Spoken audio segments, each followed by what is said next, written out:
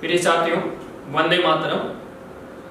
हम पिछली कक्षा में व्यंजनों के बारे में अध्ययन कर रहे थे, जिसमें हमने देखा कि व्यंजन कुल कितने होते हैं, उनमें से कौन कौन से व्यंजन स्पर्श व्यंजन हैं, कौन कौन से अंतस्थ हैं, तथा उनके बाद हमने उसमें व्यंजन तथा संयुक्त व्यंजनों के बारे में अध्ययन किया था। तो हम आज के इस वीडियो को, इस क्लास को पिछले क्लास से जोड़ते हुए आज हम व्यंजनों का वर्गीकरण करेंगे। तो उससे पहले हम पिछली कक्षा में जो हमने अध्ययन किया था उसके बारे में थोड़ा एक रिवीजन के तौर पर वापस थोड़ा अध्ययन कर लेते हैं, जिसमें हमने पिछली कक्षा में व्यंजनों के बारे में अध्ययन किया था और कुल मूल व्यंजनों के बारे में यदि आपसे पूछा जाए, कुल मूल व्यंजनों के बारे में यदि पूछा जाए तो कुल कितनी संख्या है मूल व्यंजनों की? 33 संख्या है।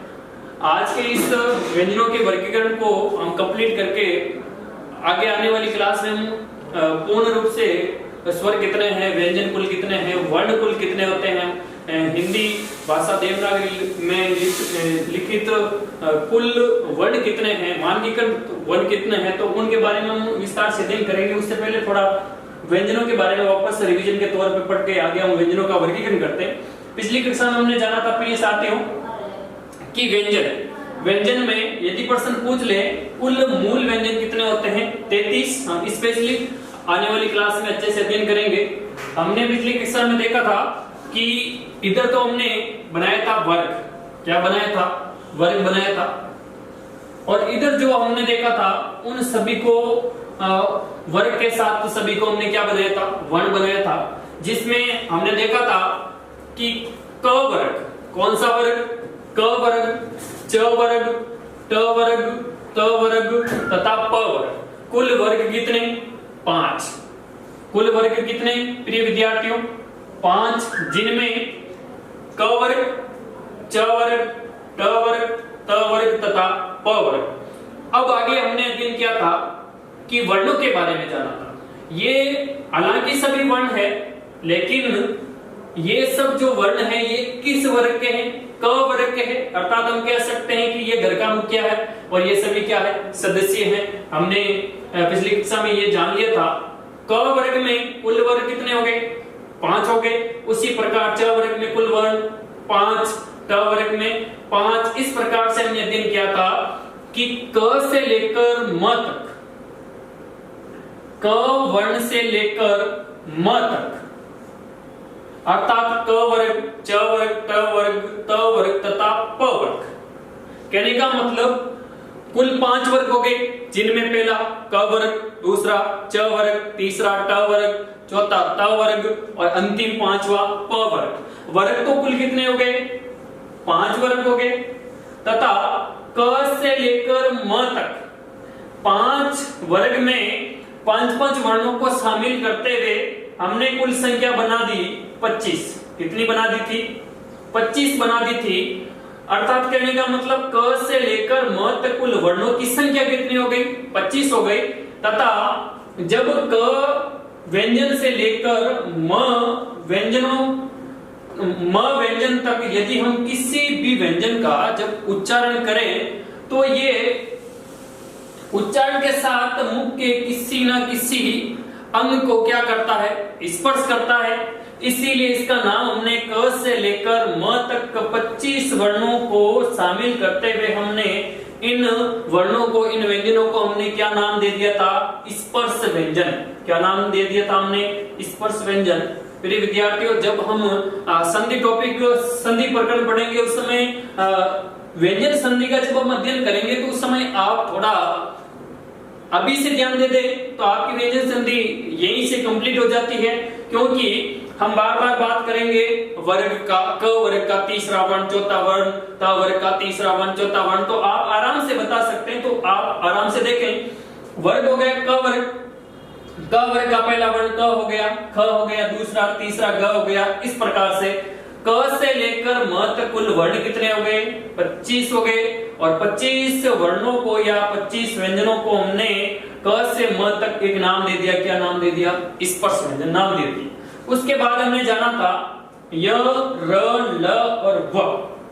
जब इनका हम उच्चारण करते हैं इस प्रकार इन वर्णों का जब उच्चारण करें तो इनको हम देखते हैं, बोल के देखें, य, र, ल और व, अर्थात इन वर्णों का, इन व्यंजनों का जब हम उच्चारण करते हैं तो फेफड़ों से हवा होती हुई मुख का अवयव से बाहर नहीं आती है, कहने का मतलब अंदर ही पड़ी रहती है।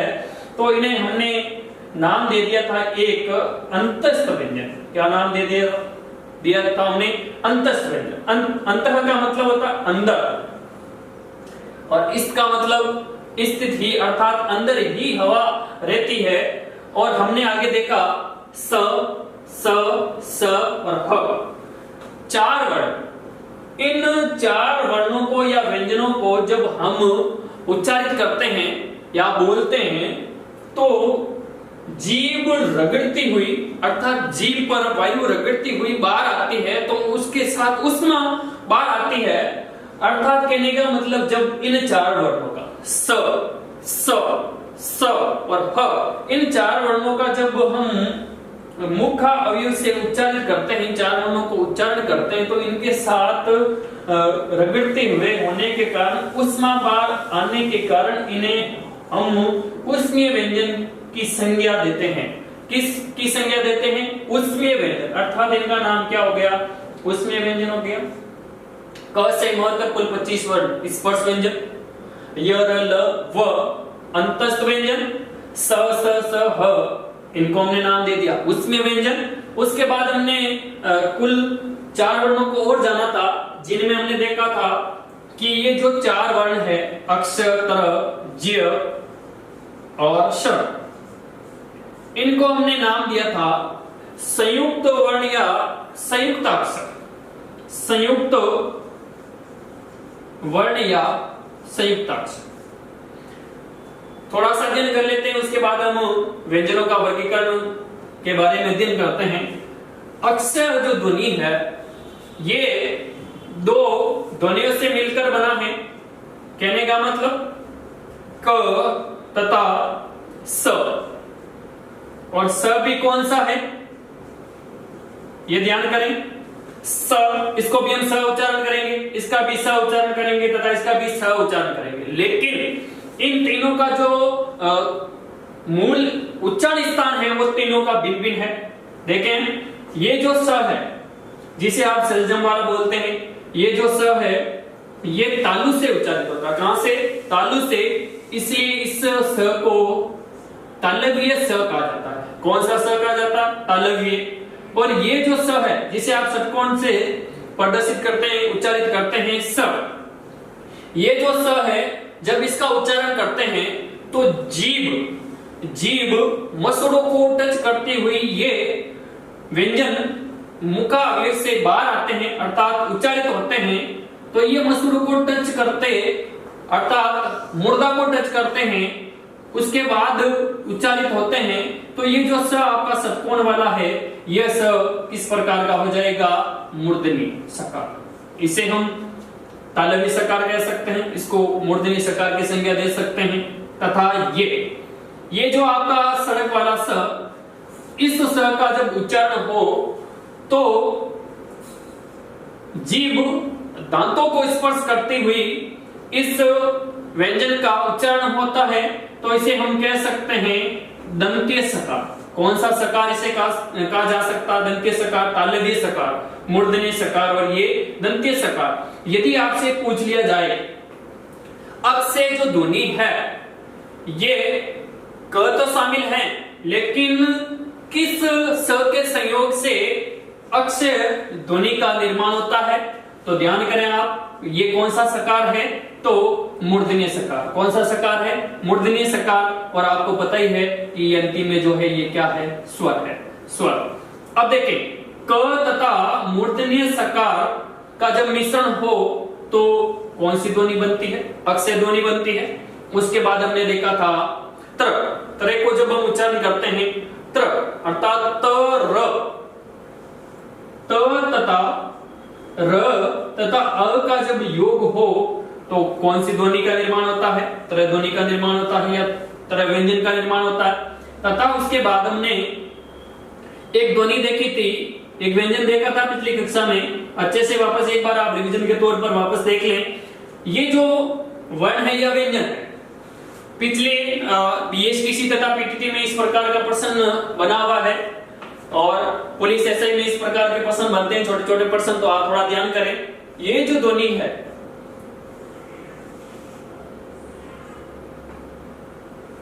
इसे हम गे के रूप में उच्चारित करते हैं, किसके रूप में उच्चारित करते हैं? गे के रूप में। इसको हमने मान लिया तो ये मानक ध्वनि के रूप में माना जाता है कि ये जो ये ध्वनि है इसका उच्चारण ये होगा। लेकिन जब इसकी हम व्युत्पत्ति करें, इस वर्ण को देखें तो इस वर्ण की जो व्युत्पत्ति वो है इस प्रकार से, ज तथा इ तथा अ का जब योग हो, ज इ तथा अ का जब योग हो तो ज्य वर्ण बनता है। कौन सा वर्ण बनता है? ज्य, न कि ज्ञ, क्योंकि हम उच्चारण के हमारी उच्चारण की सरलता के अनुसार इसको हम ज्ञ बोल देते हैं। लेकिन जैसे देखें हम इसको उच्चारण करते हैं संज्ञा। क्या उच्चारण करते हैं? संज्ञा। लेकिन हमने अभी जाना कि ये जो ज्य वर्ण है ये किन दो वर्णों से मिलकर बना है? किन दो वर्णों का संयोग है? तो ज तथा इ और अंतिम में स्वर अ के मिश्रण से कौन सा वर्ण बना है? ज्य। तो इसका उच्चारण करेंगे हम ज्य। क्या करेंगे? ज्य। आगे हमने देखा था स्र। कौन सा वर्ण देखा था? स्र। स्र में यदि देखें तो स और स कौन सा? ये अभी हमने देखा था। स कौन सा? तालव्य सकार। यदि तालव्य स में र तथा अ का जब मिश्रण किया जाए तो कौन सा वर्ण बनता है प्रिय विद्यार्थियों? स्र वर्ण बनता है। कौन सा वर्ण बनता है? स्र। इस प्रकार से हमने देखा क से लेकर म तक कुल 25 व्यंजनों को, 25 वर्णों को, 25 ध्वनियों को किस नाम से जाना जाता है? स्पर्श व्यंजन हमने देख लिया। उसके बाद में य, र, ल और व, ये चार ध्वनियां या चार व्यंजनों को किस नाम से जाना जाता है? अंतस्थ ध्वनियों के नाम से या अंतस्थ व्यंजनों के नाम से। उसके बाद हमने देखा स, स और ह, इनका जब उच्चारण करते हैं तो ये जीभ को रगड़ खाते हुए बाहर आते हैं, तो इनके साथ में घर्षण होने के कारण, उष्मा आने के कारण इनको उसमें व्यंजनों के नाम से जाना जाता है। उसके बाद हमने देखा संयुक्त वर्ण या संयुक्त व्यंजन। हमने स्वरों के बारे में जब अध्ययन किया तो आपको पता होना चाहिए, हमने एक प्रश्न वहां पर अध्ययन कर लिया था संयुक्त व्यंजन। अभी हमने देख लिया कुल कितने? 4। और यदि पूछ ले आपसे कि संयुक्त स्वर कितने हैं, तब भी संयुक्त स्वरों की भी संख्या कितनी है? 4। हमने पिछली कक्षा में ये स्वर के संदर्भ में जब हमने अध्ययन किया था उस समय अध्ययन कर लिया। और जो विद्यार्थी आज पहली बार ये वीडियो देख रहे हैं, इस क्लास का पहली बार अध्ययन कर रहे हैं, उनसे मेरा निवेदन रहेगा कि आप हिंदी विषय के जो वीडियो जो इस क्लास से पहले जो डाले गए हैं उन वीडियो को आप आराम से तन्मयता के साथ देखें तो आपको धीरे धीरे ये भी टॉपिक आराम से समझ में आ जाएगा। क्योंकि आप बीच में इस टॉपिक को अगर देखेंगे तो समझ में नहीं आएगा, थोड़ी कठिनाई रहेगी। तो पिछला वीडियो आप जरूर देखें, क्योंकि हिंदी विषय है जो एक प्रकरण से दूसरा प्रकरण जुड़ा हुआ है, इनका जुड़ाव है। तो आप पिछला वीडियो एक बार देखेंगे तो आराम से समझ में आ जाएगा। उसके बाद आपने देखा संयुक्त वर्ण अक्षर, तरह, ज्य और स्वर, कुल कितने हो गए? 4 हो गए। तो हमने देख लिया यहाँ तक। अब हम व्यंजनों के वर्गीकरण के बारे में अध्ययन करते हैं। तो एक बार इसको मैं साफ कर देता हूँ, एक बार आप स्क्रीनशॉट लेना चाहो तो बोलिए ले सकते हो। उसके बाद इसको साफ करते हैं, उसके बाद हम आगे बढ़ते हैं, व्यंजनों के वर्गीकरण के बारे में अध्ययन करते हैं अच्छे से। यदि आपने स्क्रीनशॉट ले लिया है तो मैं इसको एक बार साफ कर देता हूँ। इधर वाला पोर्शन, इधर वाले पोर्शन को एक बार मैं ये रखता हूँ क्योंकि हम व्यंजनों के वर्गीकरण के बारे में अध्ययन कर रहे हैं। तो अभी कुछ सरलता के हिसाब से हम इसको शामिल करते हुए व्यंजनों का वर्गीकरण करते हैं। आज का जो हमारा टॉपिक रहेगा अब व्यंजनों का वर्गीकरण। ये स्पेशली व्यंजनों का हमने अध्ययन की सरलता के अनुसार हमने इसको देख लिया, क से म तक, उसके बाद में य र ल वाला, उसके बाद सा स अक्षर तरह ज्य स्र वाला। तो अब हम अध्ययन करते हैं व्यंजनों का वर्गीकरण करते हैं, व्यंजनों का वर्गीकरण, व्यंजनों का वर्गीकरण।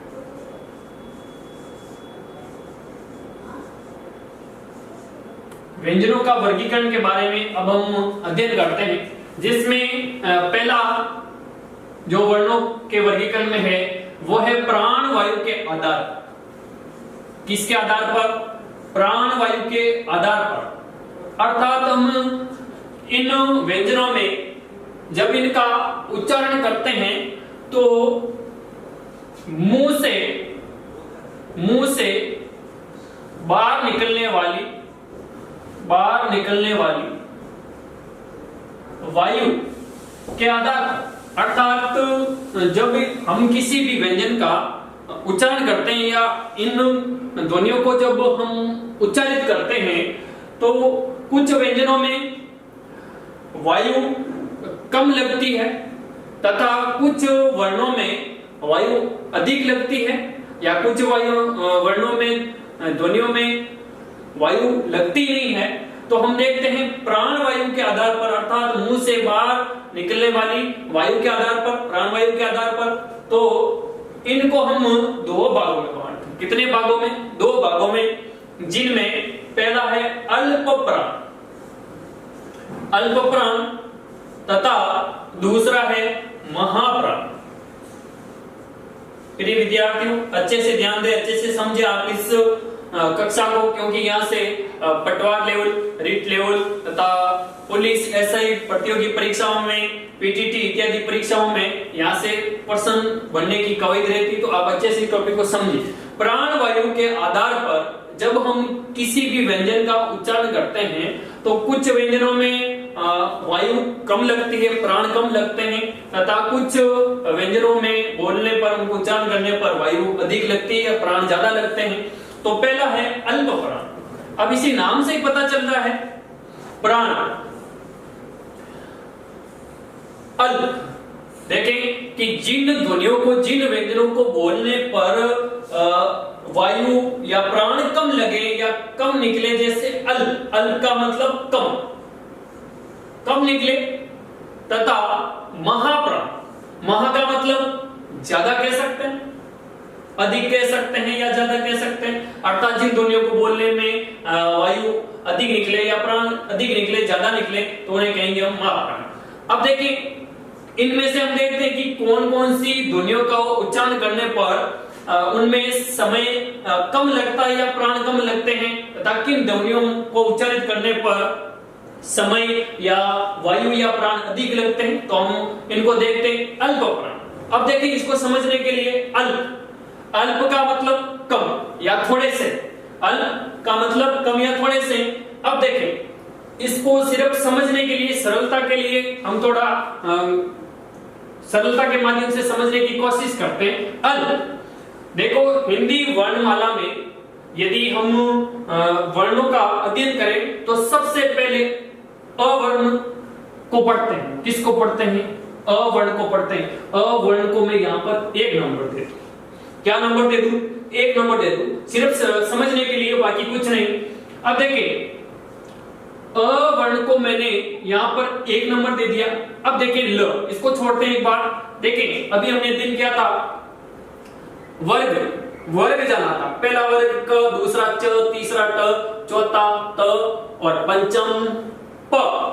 यहाँ पर हम समझने के लिए इस प को वर्ग मान लेते हैं। क्या मान लेते हैं? वर्ग मान लेते हैं। और ये प वर्ग कौन सा वर्ग है? पंचम वर्ग। कौन सा वर्ग है? पंचम वर्ण है। अर्थात कहने का मतलब हम अल्प प्राण के वर्णों के, व्यंजनों के बारे में अध्ययन कर रहे हैं। तो एक बार समझने के लिए पहला तो हम कह सकते हैं कि किसी भी वर्ग का, वर्ग कितने कुल? 5। तो किसी भी वर्ग का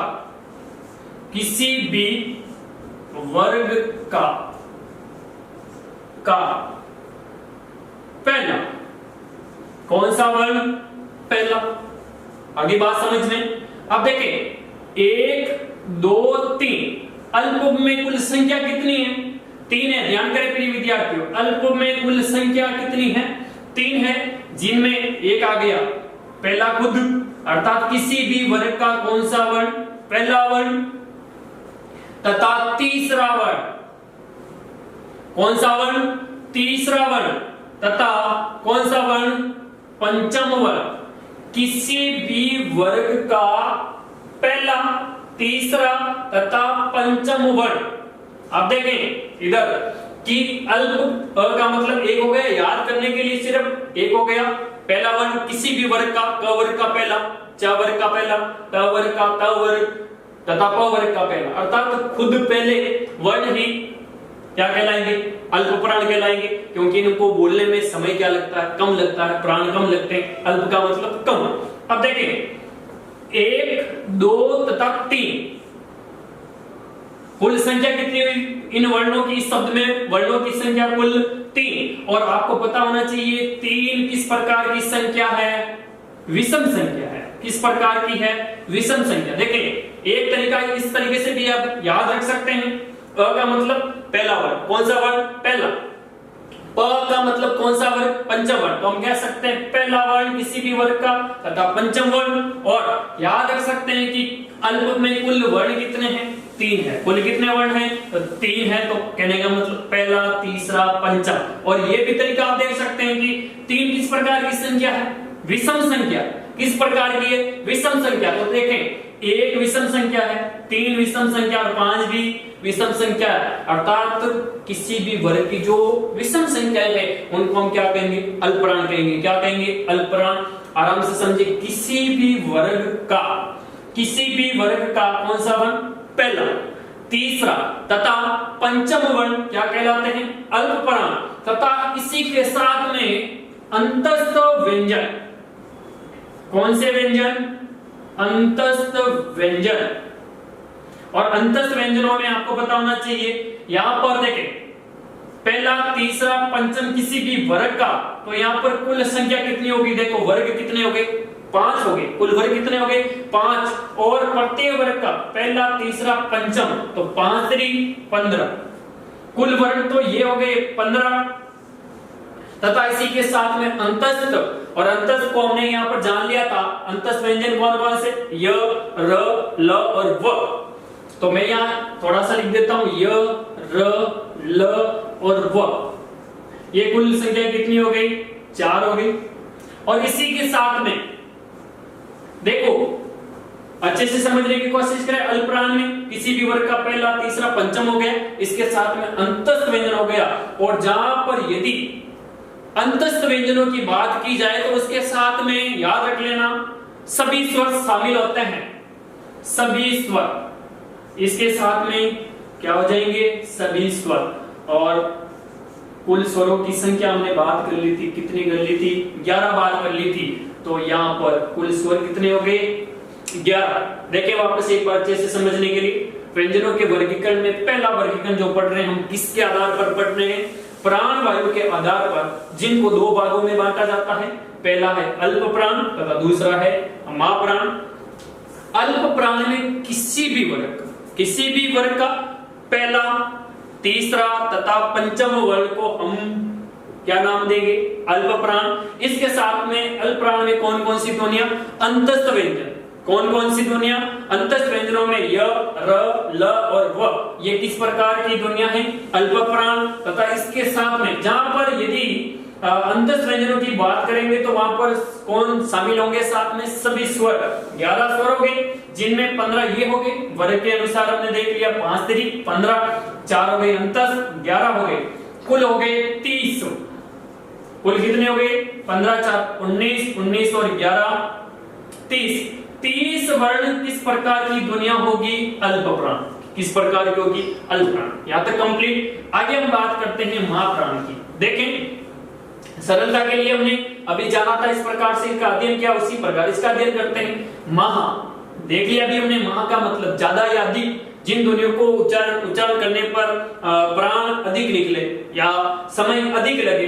तो देखिए महा में कुल वर्ण कितने हैं, 2 है। कुल कितने वर्ण हैं, 2 है। देखो 2 है, कुल वर्ण कितने हैं, 2 है। और 2 किस प्रकार की संख्या है, 2 है सम संख्या। यदि आपने अल्पप्राण के बारे में अच्छे से अध्ययन कर लिया तो महाप्राण में कुछ भी नहीं बचता है। महा में कुल संख्या कितनी? दो। दो किस प्रकार की संख्या? सम संख्या। तो हम कह सकते हैं किसी भी वर्ग का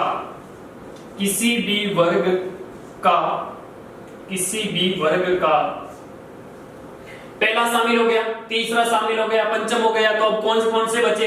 एक तो बचा दूसरा वर्ण और एक बचा कौन सा? चौथा वर्ण। अर्थात दोनों ही किस प्रकार की संख्या है? सम संख्या है। इसके साथ में देखें ये हमने यहां ले लिया तो यहां पर अब कौन बच जाते हैं? स और क्या बच जाता है? ह। कौन सा बच जाता है? ह। अब देखें और हमने इनको क्या नाम दिया था? स और ह। इनको हमने नाम दिया था उष्मीय व्यंजन। क्या नाम दिया था? तो इसके साथ में शामिल कर देता हूं उष्मीय व्यंजन। अब देखें अल्पप्राण में पहला, तीसरा, पंचम हो गया। महाप्राण में इसको याद रखने पर आराम से आप कर पाएंगे कि किसी भी वर्ग का दूसरा तथा कौन सा वर्ण? चौथा वर्ण, उसके साथ में कौन सी ध्वनियां शामिल की जाती है? उसमें व्यंजन। अर्थात कुल यहां पर कितने वर्ण हो जाते हैं? 5 वर्ग हो गए और पांचों वर्गों के दो दो वर्ण, जिनमें दूसरा और कौन सा? चौथा। तो हम कह सकते हैं 5 दूनी 10। और इसी के साथ में उष्मीय व्यंजन। उष्मीय व्यंजनों की कुल संख्या कितनी? 4। स और ह। कुल संख्या कितनी हो गई? 4 हो गई। कुल वर्ण कितने हो गए? 14 हो गए। कुल वर्ण कितने हो गए? 14 हो गए। अल्पप्राण हो गया, महाप्राण हो गया। ये दोनों व्यंजनों का वर्गीकरण किसके आधार पर है?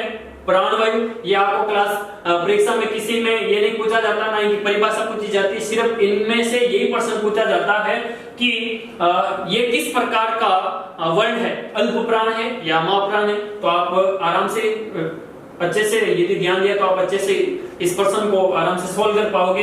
एक बार इसका स्क्रीनशॉट ले लीजिए आप। उसके बाद आगे हम दूसरा वर्गीकरण पढ़ते हैं व्यंजनों का। यदि स्क्रीनशॉट ले लिया हो तो आपने इसको मैं साफ कर दूं। आगे अब हम व्यंजनों के वर्गीकरण में दूसरा जो वर्गीकरण पढ़ेंगे वो है घोष या कंपन के आधार पर। दूसरा जो अब हम व्यंजनों का वर्गीकरण पढ़ने जा रहे हैं वो है घोष या कंपन के आधार पर। किसके आधार पर? कंपन के आधार पर। देखिए पहले तो इसको समझेंगे है क्या, उसके बाद हम इसके बारे में अध्ययन करते हैं। देखिए घोष का मतलब होता है गूंज या नाद। इसका मतलब क्या होता है? गूंज या नाद कह सकते हैं। कंपन का मतलब कंपन, अर्थात वे व्यंजन जब उनका हम उच्चारण करेंगे तो उसके साथ में क्या होगी? गूंज होगी या उनके साथ में क्या होगी? कंपन होगी।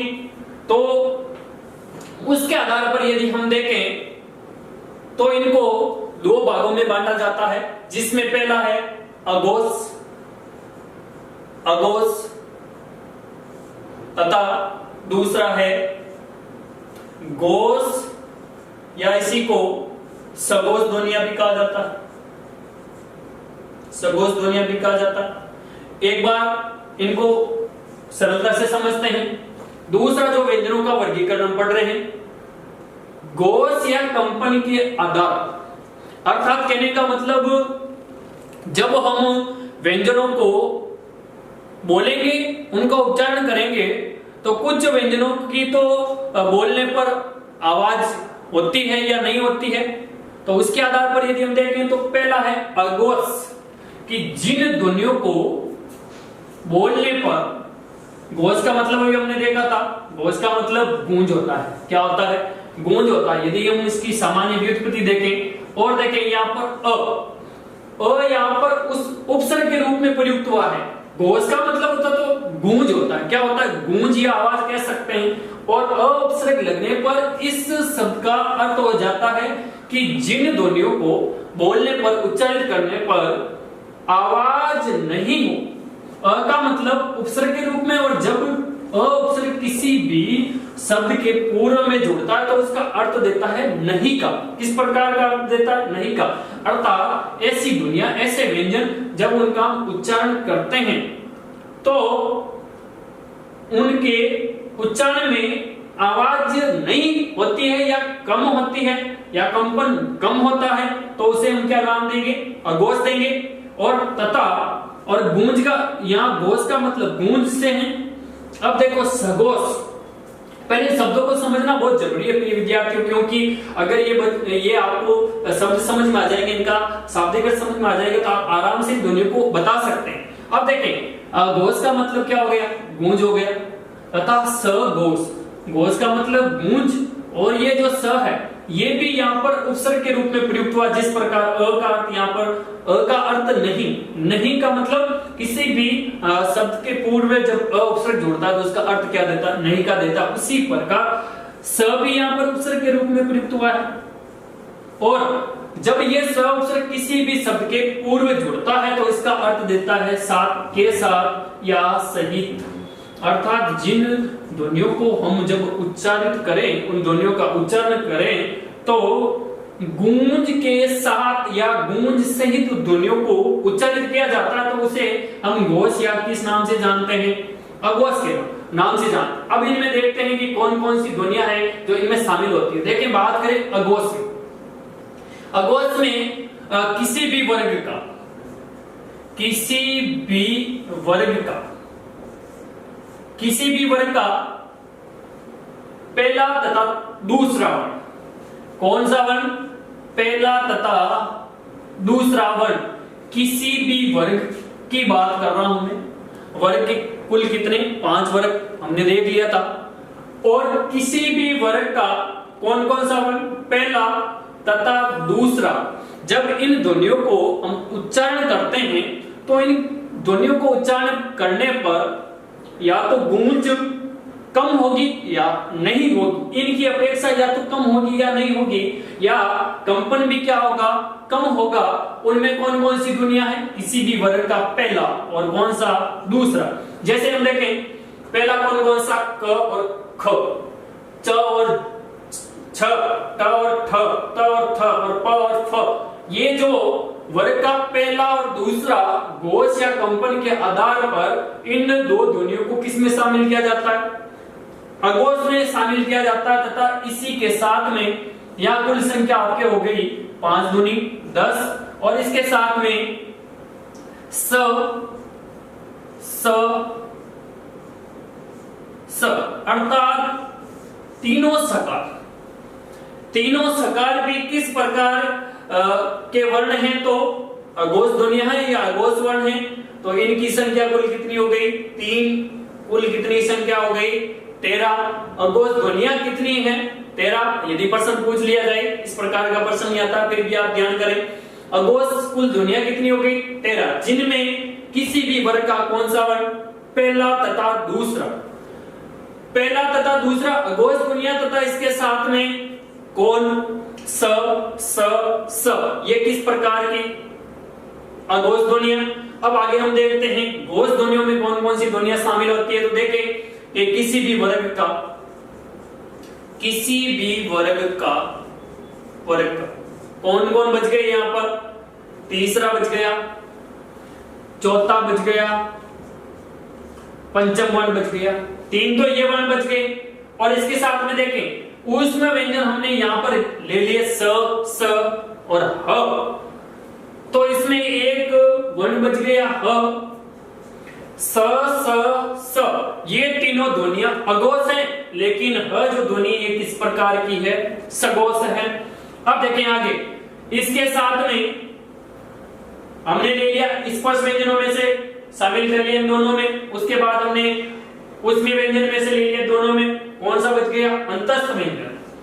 अंतस्थ व्यंजन या अंतस्थ वर्ण जो है, ध्वनियां जो है किस प्रकार की होगी? या तो इनको घोष कहेंगे या इसी के साथ दूसरा नाम इसका क्या है? सघोष। अर्थात यह किस प्रकार की ध्वनि है? सघोष है। किस प्रकार की है? सघोष। य, र, ल और व, ये चारों वर्ण किस प्रकार की ध्वनियां होगी? सघोष होगी। ह किस प्रकार का होगा? सघोष होगा किसी भी वर्ग का। तीसरा, चौथा, पंचम वर्ण किस प्रकार का होगा? सघोष होगा। अब देखें मैंने पिछली कक्षा में अभी आपको इसी टॉपिक के पहले जो हमने पहला पार्ट पढ़ा व्यंजनों का वर्गीकरण प्राणवायु के आधार पर, तो अभी हमने देखा था कि जहां पर व की बात करें या अंतस्थ वर्णों की बात करें, व्यंजनों की बात करें, तो उसके साथ में कौन शामिल होते हैं? सभी स्वर शामिल होते हैं। तो इसके साथ में इनको हम शामिल कर देते हैं, सभी स्वरों को। याद करने के लिए बताया गया आपको, सिर्फ जहां पर य की बात करें उनके साथ में किसको जोड़ देना? सभी स्वरों को। गोस तथा सगोस में वर्ग का तीसरा, चौथा, पंचम तथा ह अंतस्थ वर्ण तथा सभी स्वर 5 3 15 प्लस 1 ह 16, उसके साथ में 4 हो गए अंतस्थ वर्ण, और सभी स्वर में कुल कितने हो गए? 11 15 16 4 20 और 10 30 और 31 दुनिया तो किस प्रकार की हो जाएगी? सगोस हो जाएगी। और अगोस कुल कितनी हो गई? 13 और 31 कितने हो गए? 44। दूसरा जो है गोस या कंपनी के आधार पर, वापस एक बार देखते हैं इसको। पहला जो इसका वर्गीकरण है गोस या कंपनी के आधार पर अगोस, कौन सा है? अगोस। और दूसरा कौन सा है? सगोस या गोस। अगोस में तो किसी भी वर्ग का कौन कौन सा वर्ण? पहला तथा दूसरा, उसके साथ में तीनों सकार। कौन? तीनों सकार। पहला दूसरा तीनों सकार किस प्रकार के हो जाएंगे? गोस या कंपनी के आधार पर अगोस। और उसके बाद में सगोस को या गोस को, जिसमें तीसरा, चौथा, पंचम किसी भी वर्ग का तीसरा, चौथा, पंचम वर्ण, उसके साथ में अशामिल अंतस्थ वर्ण। और जहां पर अंतस्थ वर्णों की बात करें वहां पर इनको शामिल करना, साथ में सभी स्वरों को शामिल करना है। तो गोस या कंपनी के आधार पर हमने व्यंजनों का वर्गीकरण कर लिया। एक बार इसका कॉपी में नोट आउट कर ले या इसका स्क्रीनशॉट बना ले, उसके बाद हम आगे अध्ययन करते हैं व्यंजनों। स्क्रीनशॉट ले लिया तो इसको मैं अब साफ करूं। अब हम व्यंजनों के वर्गीकरण में अगला वाला वर्गीकरण पढ़ते हैं। जो तीसरा वर्गीकरण है व्यंजनों के वर्गीकरण में, वो है उच्चारण के आधार पर। उच्चारण के आधार पर अब भी हमने व्यंजनों के वर्गीकरण में पहला कौन सा देखा? प्राणवायु के आधार पर कितने वर्गों में इसको बांटा था हमने? 2 वर्गों में, जिसमें पहला अल्प प्राण तथा दूसरा महाप्राण। उसके बाद हमने देखा कोश या कंपन के आधार पर भी कितने? 2, जिसमें अगोस तथा गोस। अब तीसरा पढ़ रहे हैं हम, उच्चारण के आधार पर व्यंजनों का वर्गीकरण कर रहे हैं, जिसमें कुल 8 प्रकार के भेद होते हैं। जिसमें देखते हैं पहले, अच्छे से समझना इसको। यहां से भी विभिन्न प्रतियोगी परीक्षाओं में जिनमें हिंदी का पाठ्यक्रम शामिल किया जाता है, उनमें यहां से प्रश्न बनते हैं। तो आप पहला जो है उच्चारण के आधार पर स्पर्श, दूसरा संघर्ष, तीसरा स्पर्श संघर्ष। आप कंटिन्यू इसी प्रकार से अध्ययन करें, नामों से सरलता रहेगी आपको अध्ययन करने में। चौथा संघर्षहीन, संघर्षहीन। पांचवा नासिक्य, नासिक्य। उसके बाद छठा परकंपित, सातवा पार्श्विक, पार्श्विक। आठवा ताड़नजात, ताड़नजात। अब देखें उच्चारण के आधार पर कुल भेद कितने कर दिए हमने? 8 कर दिए, जिसमें पहला स्पर्शी। या नाम दिए विद्यार्थियों, हमने देखा था क से लेकर म तक इन व्यंजनों को क्या नाम दिया हमने? स्पर्शी नाम दिया था। लेकिन यहाँ क्या है? स्पर्शी। ध्यान दें आप कि स्पर्शी व्यंजनों की कुल संख्या 25 नहीं होगी, 25 तो स्पर्श व्यंजन होंगे। स्पर्शी व्यंजनों की भी हम बात करेंगे। संघर्षी कौन कौन से वर्ण हैं? स्पर्श संघर्षी कौन कौन से हैं? संघर्षहीन कौन कौन से हैं? नासिक्य व्यंजन कौन कौन से हैं? परकंपित कौन सा है?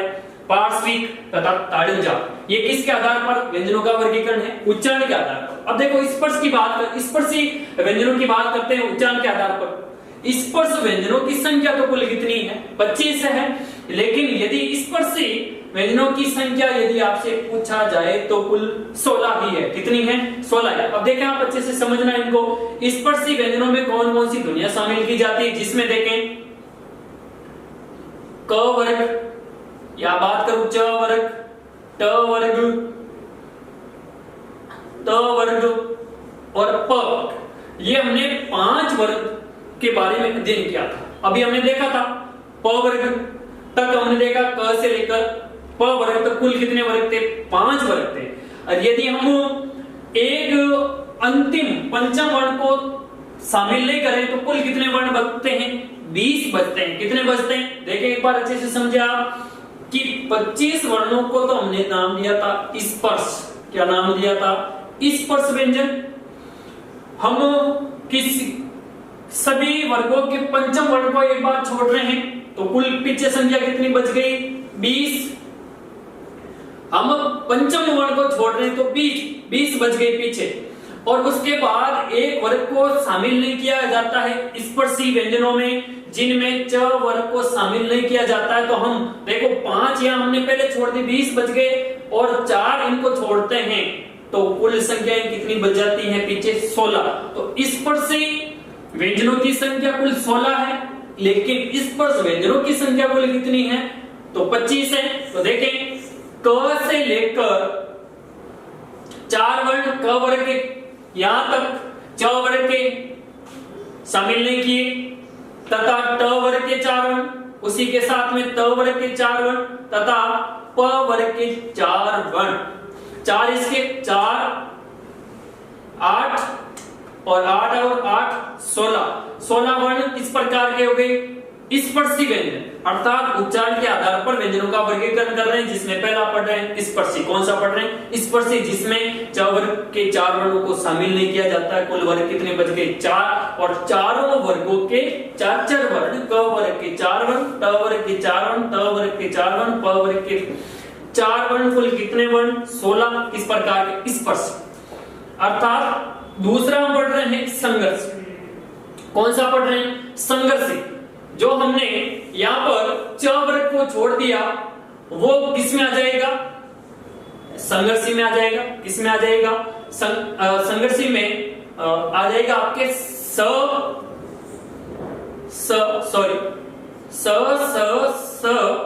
तथा ह। संघर्षी में किनको शामिल किया जाता है? स और ह। संघर्षी का मतलब जिन वर्णों को बोलने में अधिक संघर्ष हो। क्या हो? नाम से पता चल रहा है संघर्षी। संघर्षी का मतलब अधिक संघर्ष हो। जैसे स और ह, इन वर्णों को जब हम उच्चारण करते हैं तो इन वर्णों में हमें अधिक संघर्ष करना पड़ता है। क्या करना पड़ता है? अधिक संघर्ष। तो इनका नाम क्या हो गया? संघर्षी। जिनमें कितने वर्ण हो गए? 4। स और ह किस प्रकार के हो गए? संघर्षी। आगे देखिए स्पर्श संघर्षी।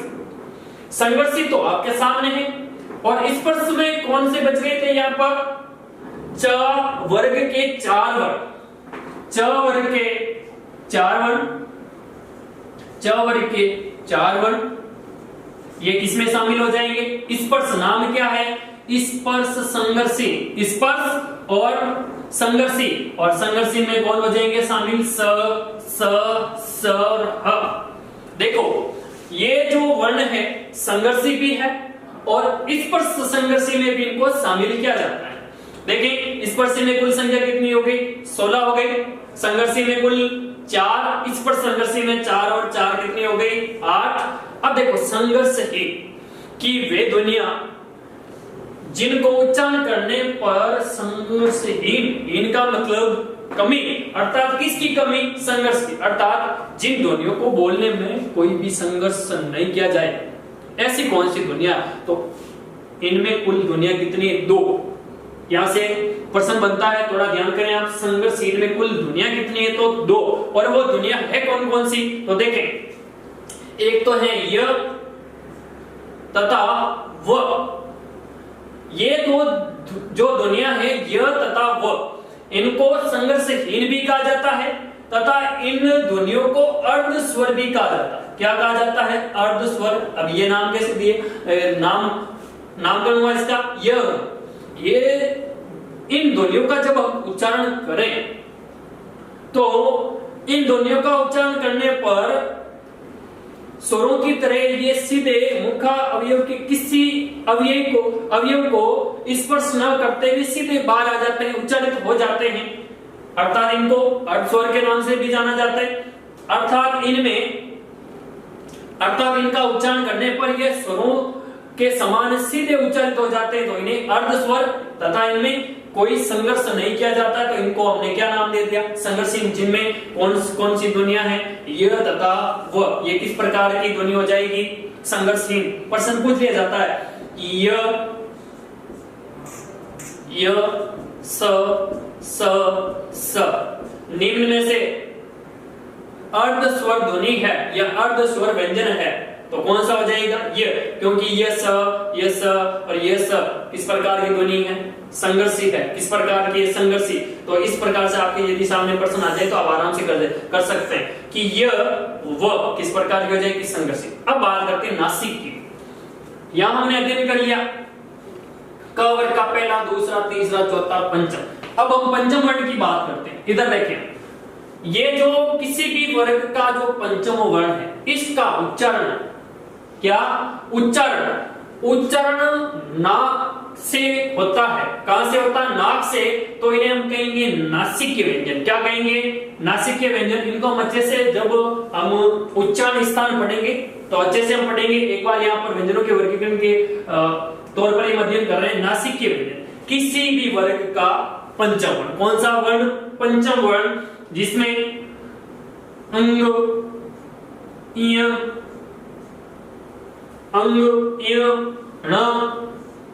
न और म, ये किस प्रकार के व्यंजन हो जाएंगे? नासिक्य या नासिक्य व्यंजन। अब देखिए बात करते हैं परकंपित।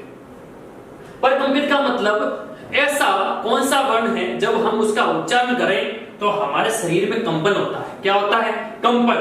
तथा इसको लुंठित वर्ण के नाम से भी जाना जाता है। कौन सा वर्ण? लुंठित। कभी कभी प्रश्न इस प्रकार से भी पूछ ले कि निम्न में से लुंठित वर्ण है, या परकंपित भी नाम आपके सामने दे दे तो देखें, चाहे इसको परकंपित कहें या क्या कहें, लुंठित। ऐसा वर्ण जब उसका हम उच्चारण करें तो हमारे शरीर में क्या हो? कंपन हो। और लुंठित का मतलब होता है लुढ़कना। क्या होता है? लुढ़कना। जब उस वर्ण को हम उच्चारण करें तो हमारी जीभ क्या होती है? लुढ़कती है। क्या होती है? लुढ़कती है। जिसमें एक वर्ण शामिल किया जाता है, वह र। क्या है? र का जब हम उच्चारण करेंगे तो जीभ गोला आकृति में इस प्रकार से होती हुई ये रगड़ खाता हुआ बाहर आता है, तो वो कौन सा वर्ण है? र। र किस प्रकार का वर्ण है या व्यंजन है? तो परकंपित, या इसको हम क्या कहेंगे? लुंठित वर्ण। अब आगे बात करें पार्श्विक। देखिए कौन सा है? पार्श्विक। पार्श्विक का मतलब होता है पास में। क्या होता है? पार्श्विक का मतलब पार्श्व धनिक से बना है पार्श्विक। क्या बना है? पार्श्विक। और पार्श्व का मतलब होता है पास या बगल में। क्या होता है? बगल में। अर्थात जब इस वर्ण को, कौन सा वर्ण है? ल। याद करने के लिए, ल वर्ण को जब हम उच्चारित करते हैं तो ये वर्ण एक इस प्रकार का है कि जीभ मसूड़ा तक पहुंचकर या तालुक तक पहुंचती इस प्रकार से गोलाकृति में, तो यह वर्ण जब उच्चारित हो तो ये जीभ के पास में से होता हुआ सीधा मुंह से उच्चारित हो जाता है। तो इसे किस नाम से जाना जाता है? पार्श्विक नाम से। किस प्रकार के नाम से? ल किस प्रकार का व्यंजन हो जाएगा? तो पार्श्विक। और इस प्रकार से भी याद कर सकते हैं कि र तो रगड़ता हुआ बाहर आता है तथा ल को पास में लाओ। ल को पास में। पार्श्विक का मतलब पास में। अब देखें ताड़ंजा। इन ध्वनियों के बारे में हमने पिछली कक्षा में अध्ययन कर लिया था। ताड़ंजा या इनको उच्चित ध्वनियां भी कहा जाता है। क्या कहा जाता है? उच्चित ध्वनियां। अर्थात कहने का मतलब उच्चित का अर्थ मैंने बताया था पिछली कक्षा में, उछलना। क्या होता है? उछलना। कि ऐसे वर्ण जिन का हम जब उच्चारण करते हैं तो हमारी जीभ उछलती हुई उन वर्णों को सीधा बाहर फेंक देती है, तो उन्हें हम क्या कहेंगे? उच्चित। जिनमें हमने दो ध्वनियां रखी थी, एक तो रखी थी अड और दूसरी रखी थी हमने अड। देखें एक बार, कि स्पर्शी में कुल 16 ध्वनियां, संघर्षी में 4, स्पर्श संघर्षी में कुल 8 हो गई। संघर्षहीन में कौन कौन सी? य तथा व, नासिकी में यमगणना। इसको इस सूत्र के माध्यम से भी हम संबोधित कर सकते हैं, यमगणना, जिसमें अंग, य, न, अण, न और म ये किस प्रकार की ध्वनियां हो जाएगी, वर्ण हो जाएंगे। नासिकी व्यंजन पर कंपित कहे या लुंठित कहे तो कौन सा है? र। और पार्श्विक, पार्श्विक पास में किसको लेकर आना है? ल को पास में लेकर आना। और ताड़न जात या हम क्या कहेंगे उनको? उच्छिष्ट ध्वनियां कौन कौन सी है? अड और अड। इस प्रकार से हम तीसरा व्यंजनों के वर्गीकरण में उच्चारण के आधार पर कुल कितने भागों में बांटा? इसको 8 भागों में, जिनको हमने अच्छे से अध्ययन कर लिया। कुछ विशेष स्वर तथा व्यंजनों के बारे में जो चीजें बच गई है कि कुल स्वर कितने होते हैं, कुल व्यंजन कितने होते हैं, इनकी संख्याओं को लेकर बहुत सारे समस्यात्मक प्रश्न रहते हैं, तो उनके बारे में हम अगले कक्षा में अच्छे से चर्चा करेंगे कि कुल स्वर कितने होते हैं। 11 होते हैं, 13 होते हैं, कुल वर्ण कितने होते हैं, 44 होते हैं, 33 होते हैं, 52 होते हैं, 56 होते हैं। तो जो आपकी जो समस्यात्मक प्रश्न है उनका सॉल्यूशन अगली कक्षा में अच्छे से किया जाएगा, तथा उसके साथ में ही जो कुछ भी स्वर तथा व्यंजन के रिलेटेड जो कुछ भी विशेष तथ्यात्मक चीजें हैं वो आपके सामने अगले वीडियो में अच्छे से समझाया जाएगा। कोशिश रहेगी मेरी पूरी। इसी के साथ में जो आपके सामने व्यंजनों का वर्गीकरण तथा व्यंजनों के बारे में जो क्लास रखी गई, मुझे आशा है कि वो आपको वीडियो बहुत अच्छा लगा होगा। और आगे भी आपसे आशा ये रहेगी कि आप गुरुकुल निःशुल्क ऑनलाइन प्लेटफॉर्म से अधिक जुड़ते हुए अपने अध्ययन को और मजबूत कर रहे होंगे। और आज हम यहीं तक इस क्लास को समाप्त करते हुए अगले आने वाले दिनों में जो आपकी हमारी क्लास होगी उनमें हम स्वर तथा व्यंजनों के जो तथ्यात्मक कुछ विशेष चीजें बच गई उनके बारे में अध्ययन करेंगे। उसके साथ जो अगला इसका रिलेटेड जो क्लास या प्रकरण जो होगा उसको हम जोड़ते हुए अच्छे से अध्ययन करेंगे। इसी के साथ आप सभी को धन्यवाद।